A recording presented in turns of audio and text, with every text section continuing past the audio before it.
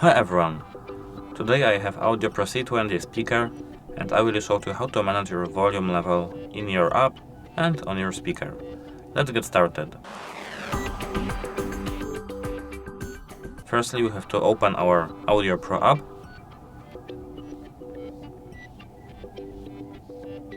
Now we have to click on our device, and as you can see there is a slider over there. We can slide our volume with it. The second option is to click this big button over there, plus to increase volume, as you can see, and minus to decrease volume.